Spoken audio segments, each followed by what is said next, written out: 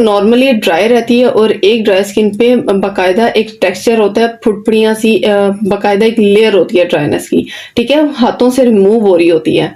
इस हद तक एक्सट्रीमली ड्राई स्किन होती है, तो आपके पास किसी भी तरह की ड्राई स्किन आ जाती है। हमने सिर्फ अस्सलाम वालेकुम जी, क्या हाल चाल है सबका, ठीक ठाक है। Welcome back to my channel KN Creations. यहाँ पे एक एडवांस ब्यूटिशियन कोर्स चल रहा है जिसका आपको फ्री सर्टिफिकेट भी मिलेगा। इसके आज 6th क्लास है। हम क्या पढ़े हैं कि आपने किस स्किन पर किस तरह का मेकअप करना होता है। तो आज हमने ड्राई स्किन के बारे में पढ़ना है। कल की क्लास में आपको नॉर्मल स्किन और स्किन की ऑल टाइप्स के बारे में बता दी है। आज हमने ड्राई स्किन के बारे में पढ़ना है। ड्राई स्किन पे मेकअप से पहले आपने क्या तैयारी करनी है और बाद में इस पे मेकअप किस फॉर्म का करना है। मार्केट में आपको हर फॉर्म का मेकअप मिलता है, जैसे कि liquid, cream, powder, water base, हर फॉर्म में मेकअप अवेलेबल है। हर स्किन के अकॉर्डिंग अप्लाई करना होता है, प्रोफेशनली जब मेकअप करना होता है। ड्राई स्किन की भी दो टाइप्स हैं, एक तो नॉर्मली ड्राई रहती है और एक ड्राई स्किन पे बाकायदा एक टेक्सचर होता है, फुटपड़ियाँ सी बाकायदा एक लेयर होती है ड्राइनेस की, ठीक है, हाथों से रिमूव हो रही होती है। इस हद तक एक्सट्रीमली ड्राई स्किन होती है, तो आपके पास किसी भी तरह की ड्राई स्किन आ जाती है। हमने सिर्फ स्किन को पढ़ना नहीं है, स्किन को समझना भी है। जब हम ड्राई स्किन को समझ रहे हैं तो फॉर एग्जांपल आपके पास ड्राई स्किन नहीं है, नॉर्मल स्किन है या फिर ऑयली कॉम्बिनेशन, एक्ने सेंसिटिव, कोई भी स्किन है आपके पास, ठीक है, जिस एरिया पे डिसकलरेशन हो रही है या जिस एरिया पे लाइंस हो रही हैं, डार्क एरिया हो रहा है, तो वहां क्या प्रॉब्लम हो रही होती है, वहां पे डिहाइड्रेशन ज्यादा होती है, वहां का मॉइस्चर कम होता है, जिसकी वजह से आपको डार्कनेस और लाइंस, इन सब चीजों को फेस करना पड़ता है। जैसे कि किसी भी स्किन टाइप में अगर आपको डार्क सर्कल्स का इश्यू है तो आपके उस एरिया में डिहाइड्रेशन है, मॉइस्चर कम है, ठीक है, तो आपको आई क्रीम्स, आई सीरम्स यूज करने पड़ते हैं उसको कंप्लीट करने के लिए। तो आपने समझना बेसिकली ड्राइनेस क्या होती है। अगर फुल ओवरऑल आपके पास फेस है ड्राई स्किन तो आपने किस तरह से ट्रीट करनी है, लेकिन अगर किसी दूसरी स्किन में भी है ये प्रॉब्लम किसी स्पेसिफिक एरिया में, तो आपने उसको किस तरह से ट्रीट करना है, ठीक है। ड्राइनेस समझ आई क्या होती है। तो ड्राई स्किन के 3 ऐसे स्टेप है जिनको आप मेकअप करें या नहीं करें आप अपनी लाइफ से स्किप नहीं कर सकते। मॉइस्चराइजर, हाइड्रेशन, एक्सफोलिएशन, ये 3 ऐसी चीजें हैं जो ड्राई स्किन पे या ड्राई एरिया पे बहुत जरूरी हैं, ठीक है, आप चाहे मेकअप करें चाहे नहीं करें। नेक्स्ट हम आ जाते हैं ड्राई स्किन को आपने मेकअप के लिए किन स्टेप्स के साथ, किन प्रोडक्ट्स के साथ प्रेप करना है ताकि आप अच्छा मेकअप कर सकें, हाइड्रेटेड मेकअप कर सकें। तो सबसे पहले आ जाती है क्लिनजिंग। मैंने आपको पहले भी बताया कोई भी आपकी स्किन टाइप आप क्लिनजिंग स्किप नहीं कर सकते, ऑन दी स्पॉट नहीं करनी, 1 दिन 2 दिन पहले भी अगर आपने की हुई है ओके। आपकी स्किन जब आपने मेकअप करना उस टाइम पे स्मूथ, सॉफ्ट और क्लीन होनी चाहिए, ठीक है। और ड्राई स्किन के लिए जो क्लिनजर यूज होता है वो ज्यादातर क्रीम बेस्ड क्लिनजर होते हैं। फोम बेस्ड क्लींजर आपने ड्राई स्किन पे नहीं यूज करना, मजीद आपको ड्राइनेस फेस करनी पड़ेगी बहुत ज्यादा, फिर आपको स्किन केयर अप्लाई करनी पड़ेगी।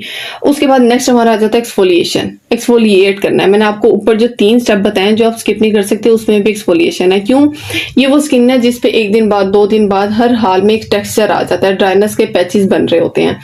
तो अगर आप इस पे एक्सफोलिएशन नहीं ना करते तो आपको स्मूथ सरफेस नहीं मिलता, आपकी स्मूथ फाउंडेशन भी नहीं रेडी होती, मेकअप की ओवरऑल लुक भी ड्राई फॉर्म में जा रही होती है, ठीक है। तो एक्सफोलिएशन मस्ट है अगर आपके पास ड्राई स्किन है। मैं आपको एक स्टोरी बताती हूँ, रिसेंटली मेरे साथ हुआ है। जो मेरी रिसेंट ब्राइड थी ना 2 से 3 दिन पहले की, एक्सट्रीम ड्राई स्किन थी, एक्सट्रीम ड्राई स्किन। मैंने अपने हाथों से गोल्ड फेशियल उन्हें किया है, ठीक है। जब मैंने फेशियल किया है डबल और डीप एक्सफोलिएशन की है, इतनी ज्यादा ड्राइनेस थी कि पैचेस हाथों से मैंने खुद खुरच के उतारे हैं। तो एक्सफोलिएशन की स्किन को टोटली मैंने तैयार किया मेकअप के लिए। मेहंदी के फंक्शन पे मैंने उन्हें बताया कि रात में आपने मेकअप रिमूव करना है तो किन किन स्टेप्स को फॉलो करना है, लाजमी ये चीजें करनी है ताकि बारात के मेकअप के लिए आपकी स्किन खराब ना हो। उन्होंने सेम स्टेप फॉलो किए। नेक्स्ट डे जब वो बारात पे मेरे पास आई हैं तो उनकी स्किन पे अगेन इतने बड़े पैचेस थे ड्राइनेस के, जबकि मैंने गोल्ड फेशियल किया है, अच्छे तरीके से किया है, स्किन को रेडी कर दिया है। एक्सट्रीम ड्राई स्किन है। मैंने आपको बताया आप सुबह में करते हो, रात में आहिस्ता आहिस्ता पैचेस भरना स्टार्ट हो जाते हैं। दूसरे दिन तीसरे दिन एक्सफोलिएशन की जरूरत पड़ती ही पड़ती है। 2 टाइप की जो मैंने आपको बताई है। अगर तो नॉर्मल ड्राई है तो ओके है, आपके 5 दिन निकल सकते हैं, 7 दिन निकल सकते हैं, वीक में 1 बार या 2 बार आप एक्सफोलिएशन करेंगे। बट एक्सट्रीम ड्राई स्किन है, आपको इसको बार बार ध्यान में रखना ही रखना है। तो अच्छे मेकअप आर्टिस्ट का यही काम है कि आपने किसी भी स्टेप को इग्नोर नहीं करना, आपने हर चीज को ध्यान में रखना है। ऐसा नहीं है कि आपने एक बार फेशियल कर दिया बस अब सारे दिन आप मेकअप कर सकते हैं, हर स्किन का एक ही लेवल नहीं होता। फिर मैंने ऑन दी स्पॉट दोबारा से एक्सफोलिएशन की। क्लिनजिंग मैंने स्किप कर दी क्योंकि 2 दिन पहले मैंने फेशियल किया था, स्किन सॉफ्ट थी, स्मूथ थी, बस क्या था कुछ एरियाज पे पैचेस बन गए थे ड्राइनेस के, मुझे उन्हें रिमूव करना था। तो फिर मैंने एक्सफोलिएशन किए। फिर शीट मास्क मैंने स्किप कर दिया। क्यों स्किप किया? क्योंकि ये जो मैंने 2 दिन पहले फेशियल किया, तो उसमें एसेंशियल सीरम, ब्राइड को मैंने गाइड किया था कि आपने रात में मेहंदी का मेकअप इस तरह से रिमूव करना है, शीट मास्क अप्लाई करना है, आपकी स्किन को जरूरत है। नेक्स्ट डे बारात वाले दिन शीट मास्क मैंने स्किप कर दिया, क्योंकि रात आपने स्किन को एसेंशियल सीरम हर चीज प्रोवाइड कर दी थी, जस्ट अपर लेयर आपने स्मूथ करनी थी। शीट मास्क भी स्किप कर दिया, क्लींजिंग भी। अंदर से स्किन आपकी रेडी है मेकअप के लिए, ऊपर का काम करना है। फिर मैंने क्या किया, मैंने जब एक्सफोलिएशन के बाद फेस वॉश किया तो मैंने हल्की हल्की सी नमी वाले चेहरे पे मॉइस्चराइजर अप्लाई किया। ठीक है, बहुत ज्यादा गीले चेहरे पे आप मॉइस्चराइजर अप्लाई नहीं कर सकते। मैंने मॉइस्चराइजर अप्लाई किया, मैंने साथ ही आई मेकअप स्टार्ट कर दिया, फाउंडेशन बेस वगैरह नहीं स्टार्ट की।